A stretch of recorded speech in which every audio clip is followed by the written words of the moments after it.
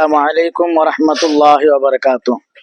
সম্মানিত দেশ এবং প্রবাস যে যেখান থেকে আজকের এই ভিডিওটি দেখতেছেন, সকলকে আমার অন্তর থেকে মোবারকবাদ এবং সালাম। রহিমকান্দি পশ্চিমপাড়া জামে মসজিদের নির্মাণ কাজ চলতেছে। রহিমকান্দি পশ্চিমপাড়া বেলাব নরসুন্দি মসজিদের নির্মাণ কাজ চলতেছে। আজকের ভিডিওটা সকলের জন্যই।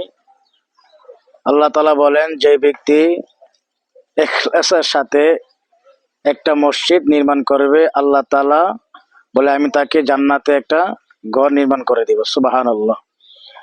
আল্লাহ রাসূল সাল্লাল্লাহু আলাইহি ওয়াসাল্লাম বলেন, হাদিসের মধ্যে বলেছেন, মান মানা লিল্লাহি মাসজিদা বানাল্লাহু লাহু বাইতান ফিল জান্নাত। আল্লাহ রাসূল সাল্লাল্লাহু আলাইহি ওয়াসাল্লাম বলেছেন, যেই ব্যক্তি পৃথিবীর জমিনে ইখলাসের সাথে যে ব্যক্তি একটি মসজিদ নির্মাণ করে দেবে, আল্লাহ তাআলা তাকে জান্নাতে একটি ঘর নির্মাণ করে দিবে। সুবহানাল্লাহ। তার একটি প্রমাণ, বাদশাহ হারুন রশিদ রহমতুল্লাহ আলাইহি ওনার এলাকায় উনি একটা মসজিদ নির্মাণ করে দিবে। উনি সবাইকে বললেন যে মসজিদ আমি একা নির্মাণ করে দিব, তোমরা কেউ একটা টাকাও দিবে না। উনি একা টাকা দিয়ে মসজিদ নির্মাণ করলেন। করার পরে উনি যখন নামাজ পড়ে ঘুমাইলেন, আল্লাহ তাআলার পক্ষ থেকে ফেরেশতারা ওনাকে স্বপ্নে বলতেছেন, হে বাদশাহ হারুন রশিদ, তুমি আল্লাহ রাস্তায় একটি মসজিদ নির্মাণ করেছো, বিদায় আল্লাহ তাআলা তোমাকে খুশি হয়ে জান্নাতে একটা ঘর নির্মাণ করে দিয়েছে। তুমি আসো, তোমার সেই ঘরের মধ্যে তুমি প্রবেশ করো। বাদশাহ হারুন রশিদ রহমতুল্লাহ আলাইহি স্বপ্নে সেই ঘরের মধ্যে গেলেন। গিয়ে দেখে ওনার পাশে আর একটা ঘর জান্নাতের মধ্যে। সেই ঘরের মধ্যে চোকাটার মধ্যে লেখা আব্দুর রহমান নামের একজন ব্যক্তি। উনি স্বপ্নে ভেঙে গেল। পরের দিন মসজিদে আসলেন। নামাজ পড়ার পরে সকল মুসল্লিদেরকে বলতেছে যে আমি তো বলেছিলাম যে মসজিদ নির্মাণ করতে গিয়ে কেউ যেন একটা টাকা না দান করে। এমন কোন ব্যক্তি যে একটা টাকা মসজিদ দান করেছো? কেউ কথা বলে না, সবাই মাথা চুপ করে বসে আছে। হঠাৎ করে এক রাজমিস্ত্রি বলতেছে, হুজুর মাফ করবেন, আমি আমার সাধ্য মতে ওই আল্লাহর ঘর মসজিদে 3টি ইট আমি দান করেছিলাম। তো বাদশাহ হারুন রশিদ রহমতুল্লাহ আলাইহি চোখের পানি ফেলে বলতেছে, আব্দুর রহমান তোমার নাম? বলে, জি। আপনি আমার নাম কিভাবে জানলেন? আমাকে আমার আল্লাহ ফেরেশতার মাধ্যমে স্বপ্নে জান্নাতে একটা ঘর দেখাইছে, সেই ঘরের মধ্যে দেখলাম আব্দুর রহমান নামের একটি ঘর। সেই ঘরের মধ্যে নাম ছিল আব্দুর রহমান। তাহলে তুমি আল্লাহ রাস্তায় 3টি ইট দেওয়ার কারণে আল্লাহ তোমাকেও জান্নাতে একটা ঘর বানাইছে। সুবহানাল্লাহ। সম্মানিত দেশ এবং প্রবাস, এই পৃথিবীর জমিনে আল্লাহ তাআলা অনেকেরই টাকা পয়সার মালিক বানাইছে। তা আসুন আমরা আল্লাহ রাস্তায় কিছু টাকা অর্জন আমরা সাহায্য করি, দান করি। আল্লাহ রাসূল বলেছেন, মান মানা লিল্লাহি মাসজিদা বানাল্লাহু লাহু বাইতান ফিল জান্নাত।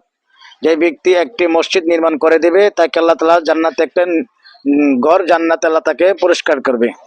আসুন আমরা সবাই যেন জান্নাতে একটা ঘর পাই, আল্লাহ রাস্তায় আমরা দান করি। আল্লাহর পয়গম্বর দাউদ আলাইহিস সালাতু ওয়াস সালাম, আল্লাহর ফেরেশতা আজরাইলের সাথে বন্ধুত্ব ছিল। আজরাইল আলাইহিস সালাম যখন প্রত্যেকদিন দাউদ নবীর সাথে কথা বলতে আসতেন, তো দাউদ নবী বলতেন, আজরাইল বন্ধু, তুমি কি আমার সাথে দেখা করতে আসছো না আমার জান কবজ করার জন্য আসছো? আজরাইল বলছে, না বন্ধু, আমি আজকে তোমার সাথে আমি কথা বলার জন্য আসছি। ওনাদের পাশে একটা ছোট্ট একটা বাচ্চা ছিল। তো হঠাৎ করে আজরাইল আলাইহিস সালাম মুস্কে একটা হাসি দিলেন। দাউদ নবী প্রশ্ন করলেন, আজরাইল, ও আমার বন্ধু দোস্ত, আপনি হাসি দিলেন কেন? আপনার পাশে একটা বাচ্চা দেখা যায়, ওই বাচ্চাটার জান কবজ আমি আর কিছুক্ষণের মধ্যে তার জান কবজ করব। এই কথা বললেন। মুহূর্তে বাচ্চাটা এখান থেকে উঠে যাবে। এমন টাইমে এক ব্যক্তি আল্লাহর ঘর মসজিদ নির্মাণ করার জন্য আল্লাহ রাস্তায় হাত বাড়াইছে। ওই বাচ্চাটা তার পকেটের মধ্যে হাত দিয়ে যা টাকা ছিল সব টাকা মোট করে দিয়ে আল্লাহ রাস্তায় দান করে দিছে। তার পকেটে কত ছিল সে নিজেও জানে না। দেওয়ার পরে ওই ছেলেটা বাড়িতে চলে গেল।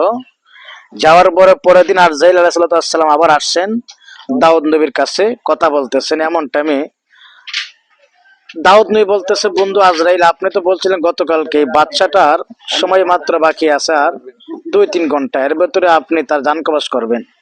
তো আরজাইল বলে, বন্ধু এই প্রশ্নটা আমারও, একই প্রশ্ন আমার আল্লাহর কাছে। আল্লাহ তো আমাকে বলছে যে তার হায়াত না পাতা শেষ হয়ে গেছে, কিন্তু আল্লাহ জানা দিল, হে আজরাইল, তুমি কি জানো না আমার ওই বান্দাটা, শিশু বাচ্চাটা, আমি আমার ঘর, আল্লাহর ঘর, রাস্তার মধ্যে, আল্লাহর রাস্তায় ঘর নির্মাণ করার জন্য যখন হাত বাড়াইছে, ওই ব্যক্তি তার পকেট থেকে যা ছিল সব টাকা আমি আল্লাহকে খুশি করার জন্য আল্লাহ রাস্তায় সে দান করে দিয়েছে।